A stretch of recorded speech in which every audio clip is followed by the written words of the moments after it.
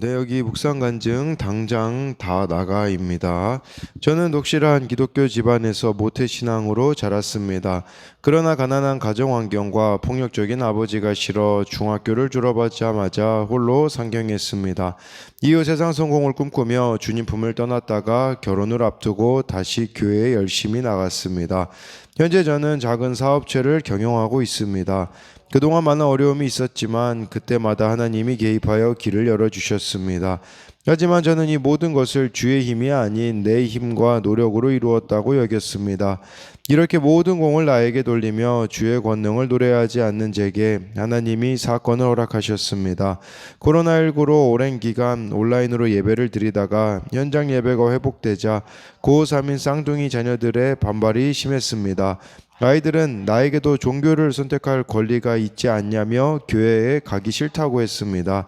이에 저는 매주 회유와 위협을 번갈아 가며 아이들을 데리고 교회에 가서 간신히 예배를 드렸습니다. 그러던 어느 주일 저희 가족 모두 교회에 가지 못했습니다.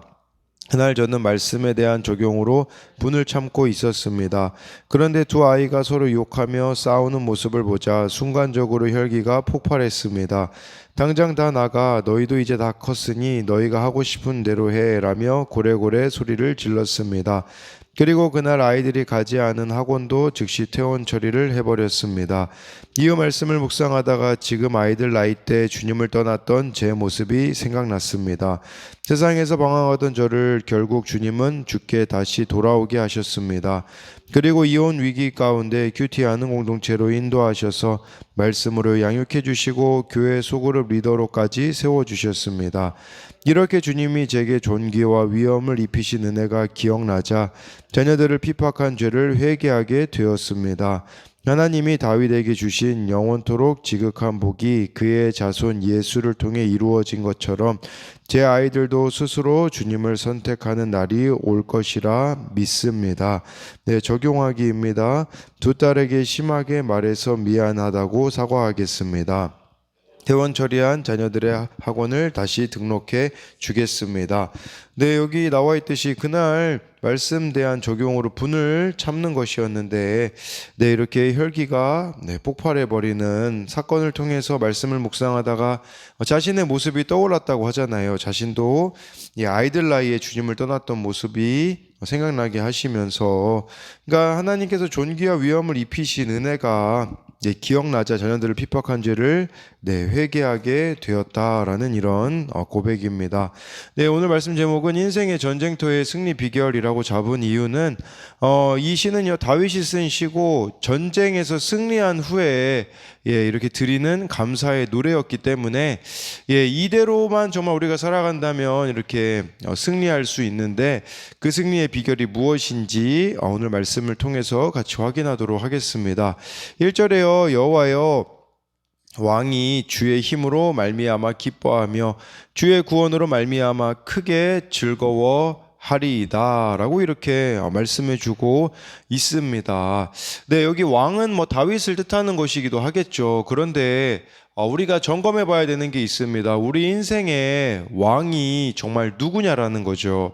그래서 여기 봤을 때는 여호와여 라고 이렇게 시작하고 있다라는 것은 다윗의 인생의 왕은 바로 여호와 하나님이었었다라는 것이에요. 이 여호와라는 단어가 쓰일 때는 관계 속에 있을 때 쓰이는 거라고 말씀드리잖아요. 그러니까 다윗은 이 하나님과의 친밀함 가운데 있기 때문에 친밀함 가운데 있으면 뭘 기뻐합니까? 여기 나와 있듯이 주의 힘으로 말미암아 기뻐하며 주의 구원으로 말미암아 크게 즐거워하리이다 라고 이렇게 말씀해주고 있는 것입니다. 정말 이렇게 하나님의 구원으로 말미암아 우리가 크게 기뻐하고 있는가를 돌아보아야 한다라는 것이에요. 우리의 인생 가운데 하나님이 개입하시면요, 이렇게 망하는 사건이 구원의 사건이 되는 일들이 얼마나 많이 있습니까? 이렇게 하나님이 구원의 사건으로 바꿔주신 그 일들로 인하여서 저와 여러분들이 기뻐하고 있느냐라는 것이죠. 그래서 이것에 대한 또 적용 질문으로는 나는 무엇으로 말미암아 지금 크게 즐거워합니까? 이렇게 적용 질문을 드리는 것은 진짜 하나님이 내게 베푸신 그 구원으로 인한 즐거움이 있는가를 우리가 봐야 한다라는 것입니다. 예, 그랬을 때 2절 말씀에 보면요. 그의 마음의 소원을 들어주셨으며 그의 입술의 요구를 거절하지 아니하셨나이다 라고 말씀해 주고 있어요. 그의 마음의 소원을 들어주셨다라고 하는데 여기서 말하는 마음의 소원은 무엇이겠습니까? 예, 하나님의 소원과 다윗 왕의 소원이 일치했기 때문에 하나님이 그것을 들어주셨다라는 것이겠죠. 예, 저와 여러분들에게는 어떤 소원이 있는가 돌아봐야 되는 거예요. 대부분 하나님이 빠진 소원은요, 그냥 야망일 가능성이 너무나 큽니다. 정말 하나님과 일치된 소원을 가졌을 때 하나님께서는 들어주셨다라는 것을 말하는 것인데요. 우리가 하나님께 구하고 있는 소원이 무엇이 있는가를 한번 점검해 봤으면 좋겠습니다. 여러분, 신앙이 성숙하다라는 것은요, 기도를 들어보면 알 수 있어요. 예, 그 기도가요, 나의 소원만 나열한다면 아직 신앙이 어리다라고 할 수가 있는 거죠. 그래서 우리 한결이 제 둘째만 봐도 모든 대화의 주어의 한결이가 그런 식으로 표현을 하는 경우들이 있거든요. 이처럼 어리다라는 것은 아직 구하는 소원이 나밖에 없는 것인데, 저와 여러분들이 정말 신앙이 자란다라는 것은 이제는요, 점점 나를 위해 구하는 것이 사라지는 거, 하나님을 위하여서 구하는 거, 다른 사람을 위하여서 구하는 것들이 우리의 기도에 많은 것, 이게 바로 신앙이 성숙했다라는 증거가 아니겠습니까? 또한 우리의 인생의 목적이 구원이 될 때, 거룩이 될 때, 마음의 소원은 이루어질 수밖에 없는 것입니다. 그래서 이것에 대한 적용은요, 내가 구하고 있는 기도는 다 나만을 위한 기도입니까? 아니면 하나님의 마음과 합한 것입니까? 라고 해가지고요, 정말 저와 여러분들이 구하고 있는 것이 나만을 위한 것인지 아니면 하나님의 마음과 합한 것인지를 봐야 되는데, 저는 좀 솔로몬이 떠오르더라고요. 솔로몬이 처음에 하나님 앞에 그 1,000번제를 드리면서 지혜를 구했다고 하잖아요. 근데 그 지혜가 원어로 보면 사실 듣는 마음을 구했거든요. 그러니까 백성들의 마음을 잘 들을 수 있게 해달라라는 그런 기도와 같이 우리도 이런 것들을 구하고 있냐라는 거죠. 3절에요. 주의 아름다운 복으로 그를 영접하시고 숨금관을 그의 머리에 씌우셨나이다 라고 이렇게 말씀해 주고 있습니다. 그러니까 하나님이 이렇게 머리에 왕관을 씌워 주셨다라는 것을 말씀해 주고 있는 것이고, 아름다운 복으로 그를 영접하시고 라는 것은 여기서 말하는 복은 바로 바라크라는 그 단어에서 나와가지고요, 이것은 무조건적으로 주어지는 복이었었다라는 의미를 가지고 있습니다. 진짜 복은 뭘까요? 하나님의 임재로 인해 주어지는 인생의 기쁨이 진정한 복이 아니겠습니까? 이렇게 하나님의 복을 누리는 인생은 어떤 인생이 되어지냐면 4절 말씀해 보니까요, 그가 생명을 구하매 주께서 그에게 주셨으니 곧 영원한 장수로소이다 라고 이렇게 말씀해 주고 있습니다. 영원한 장수를 얻게 되어지는데 우리에게 있어서도 이 영원한 장수, 영원한 생명이 무엇이겠습니까? 정말 요한복음에는 오늘 주어진 이 시간 가운데 하나님과 예수님을 알아가는 것이 영생이라고 요한복음에는 나타나 있거든요. 그러니까 이 말씀은 바로 긴 통치 기간을 다윗이 언급하면서 시간적인 차원에서 누리는 복을 의미하고 있습니다. 그래서 이것에 대한 적용도 나의 삶을 지금까지 인도해 오신 것에 대한 신실하신 하나님에 대한 감사가 있습니까? 그래서 우리들의 인생의 이 시간을 하나님께서 주관해 오신 것에 대하여서 이렇게 감사함이 있느냐라는 것을 말씀드리는 거예요. 그래서 4절은 시간적 차원에서 누리는 복이라고 한다면 5절은요, 이제 공간적 차원에서 누리는 복입니다. 5절 말씀에 주의 구원이 그의 영광을 크게 하시고 존귀와 위엄을 그에게 입히시나이다 라고 해서 이게 바로 공간적인 차원에서 누리는 복이라고 할 수가 있는데요. 그러니까 지금 주어진 자리에서 이렇게 누리는 복이라고 할 수가 있겠죠. 저와 여러분들이 지금 있는 곳은요, 하나님이 부르신 곳이 아니겠습니까? 그곳 가운데 존귀와 위엄을 하나님께서 입혀 주시겠다라고 이렇게 말씀해 주고 있습니다. 저와 여러분들이 주어진 곳이요, 참 내가 원하지 않는 곳일 수 있어요. 피해버리고 싶은 곳이 되어질 수도 있고, 네, 그래서 이제 회피하는 경우들이 얼마나 많이 있습니까? 그러나 하나님 안에 우리가 있을 때에 그 어디에 있든지 그곳에서 하나님께서 존귀와 위엄을 우리들에게 이렇게 입혀 주시겠다라고 이렇게 약속해 주고 있습니다. 그래서 이것에 대한 적용은요, 내게 주어진 곳에서 하나님으로 인하여 만족하고 있습니까? 정말 저와 여러분들이 하나님 안에 있을 때에 그 어느 곳에 가든지 어느 곳에 있든지 만족할 수가 있다라는 것입니다. 내가 하나님을 떠나 존귀함을 누리려고 하는 것은 무엇입니까? 이 존귀와 위엄은 하나님이 입혀주시는 것인데 우리가 하나님을 떠나서 스스로 이런 것들을 입으려고 하고 있지는 않는가를 묻고 있는 것이죠. 그래서 이제 6절은요, 그가 영원토록 지극한 복을 받게 하시며 주 앞에서 기쁘고 즐겁게 하시나이다. 이것은 뭘 말하는, 여기서 말하는 복은 무슨 말이냐면 내면적 차원에서 누리는 복입니다. 그래서 이 마음에서 누리는 복이라고. 그래서 주 앞에서 항상 기쁘고 즐거운 삶을 살아가게 해 주시겠다라는 것을 말씀해 주고 있는 거죠.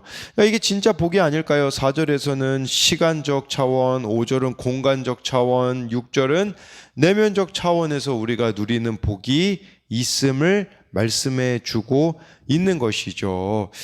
그래서 영원토록 지극한 복을 받게 하신다라는 것도 우리 인생에 필요한 다양한 종류의 복들이 현재 하나님으로 인하여서 우리들에게 주어지는 것에 대한 감사라고 할 수가 있는 것입니다. 그래서 6절에 대한 적용 질문도 하나님으로 인하여서 내면에서 누리는 복은 무엇이 있습니까? 저는 이게 어떤 의미에서 좀 가장 큰 복이지 않을까 싶습니다. 왜냐하면 어떤 일을 당하는지 우리는 알 수가 없지 않습니까? 그러나 우리 내면에 하나님이 주시는 이 평안이라는 복이 있을 때 우리는 두려워하지 않고 살아갈 수가 있는 거죠. 그래서 이 복의 비결이 7절에 나와 있습니다. 왕이 여호와를 의지하오니 지존하신 이의 인자함으로 흔들리지 아니하리이다 라는 게 무슨 말이겠습니까?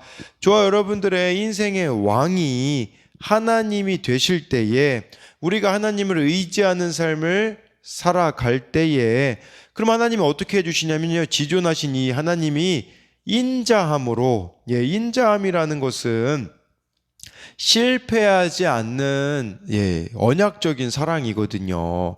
그래서 이렇게 그럴 때에 흔들리지 않을 수 있다라는 것을 말씀해 주고 있는 것이죠. 그렇기 때문에 정말 이렇게 이 복을 누리는 비결은요, 다른 데 있는 게 아니에요. 뭐 가시적이고 유한한 가치를 쫓는 게 아니라 무한하신 하나님을 의지하며 살아가는 것이 바로 복을 누릴 수 있는 비결이라는 것입니다. 8절부터 10절을 보면요, 왕의 손이 왕의 모든 원수들을 찾아내며 왕의 오른손이 왕을 미워하는 자들을 찾아내리로다. 왕이 노하실 때에 그들을 풀무불 같게 할 것이라. 여호와께서 진노하사 그들을 삼키시리니 불이 그들을 소멸하리로다. 왕이 그들의 후손을 땅에서 멸하며 그의 자손을 사람 중에서 끊으리로다 라고 말씀해 주고 있어요. 쉽게 말씀드리면요, 저와 여러분들이 하나님을 의지하면요, 원수를 하나님께서 처리해 주시겠다라는 것을 말씀해 주고 있는 거예요. 제일 어리석은 자가 어떤 자인 줄 아십니까? 원수를 스스로 갚으려고 하는 자가 가장 어리석은 자라는 것을 알아야 한다라는 것이겠죠. 그러니까 우리가요, 누군가 나를 미워해도 우리가 해야 되는 일은요, 칠절에 나와 있어요. 하나님을 의지하면서 나아가는 것밖에 없는 것임을 아셔야 합니다. 그러니까 누가 나를 미워해도 나는 그저 인내만 하면서 나아가는 것이 필요하다라고 볼 수가 있습니다. 이 원수가 사실 뭐 가까운 데도 있겠지만 우리가 누군가를 구원으로 인도하려고 한다면 그 사람이 나를 마치 원수처럼 취급할 수도 있지 않겠습니까? 그러나 정말 우리가 구원을 목적으로 두고 살아간다면 하나님께서 정말 그들을 또한 구원으로 인도해 주실 것이다 라는 믿음을 가져야 한다라는 것을 이렇게 말씀해 주고 있습니다. 그래서 여기 그 뒤에 나와 있는 본문에서라도 그런 내용이 나오잖아요. 우리 다 여기서 우리는 왕 같은 제사장이 되었는데 참된 왕은 하나님의 말씀을 기준으로 삼으며 그 뜻을 구합니다. 옳고 그름이 아닌 구원을 목적으로 놓고 십자가 지는 순종으로 가족과 이웃을 살리고자 합니다. 라고 이렇게 나와 있듯이 하나님이 우리 인생의 왕이 되신다라는 게 결국은 무엇이겠습니까? 옳고 그름을 내려놓는 것이에요. 나의 옳고 그름을 내려놓고 구원이 목적이 되는 인생이 될 때에 하나님께서 가족과 이웃을 살리게 해주신다라는 것입니다.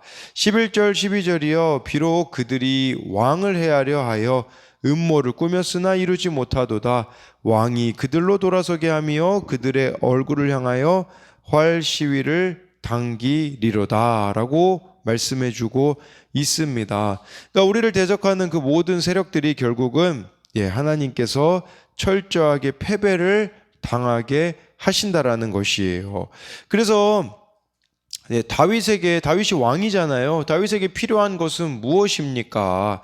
다윗이 왕으로 잘 살아갈 수 있는 비결은 하나님을 왕으로 두고 살아가는 것임을 말씀해 주고 있는 것이에요. 그래서 다윗의 이 왕으로서의 생존 비결은요, 강력한 군사력이 아니라 하나님의 언약적인 사랑을 신뢰하는 것에 달려 있다라는 것이죠. 더 쉽게 말씀드리면 13절에요. 여호와여 주의 능력으로 높임을 받으소서 우리가 주의 권능으로 노래하고 찬송하게 하소서. 다윗이 왕으로서 잘 살아갈 수 있는 비결은요. 13절에 나와 있잖아요. 여호와여. 1절에도 여호와여로 시작하고 13절에도 여호와여로 끝이는 것은 저와 여러분들이요 하나님을 여호와로 고백하며 살아가는 것이 인생 승리의 비결이다라는 것이죠. 그러니까 우리가 하나님과의 친밀함 가운데 거하는 것이 바로 승리의 비결이다라는 것을 아셔야 한다라는 것을 말씀해 주고 있는 것이에요. 그래서 이 전쟁의 승리는 어떤 군사력에서 이렇게 나오는 것이 아니라 하나님으로부터 나온다. 전쟁은 하나님께 속한 것임을 말씀해 주고 있는 것이에요. 그래서 우리도 이 인생의 정쟁터에서 승리할 수 있는 비결은 다른 데에 있지 않습니다. 하나님께 있다라는 것을 이렇게 말씀해 주고 있는데요. 그래서 마지막으로 이것에 대한 적용 질문으로는요. 하나님이 주신 승리를 나 자신의 것이라 여기며 승리감에 도취된 적은 없습니까? 주께서 내게 행하신 모든 일에 주의 능력을 높이며 찬송합니까? 라고 이렇게 고백하고 있듯이요. 저와 여러분들이 정말 하나님을 이렇게 왕으로 고백하며 나아갈 때 하나님께서 우리 인생에 풍성한 복을 주신다라는 것을 기억함으로써 이 인생의 전쟁터에서 승리하는 오늘도 승리하는 저와 여러분들이 되기를 소망합니다.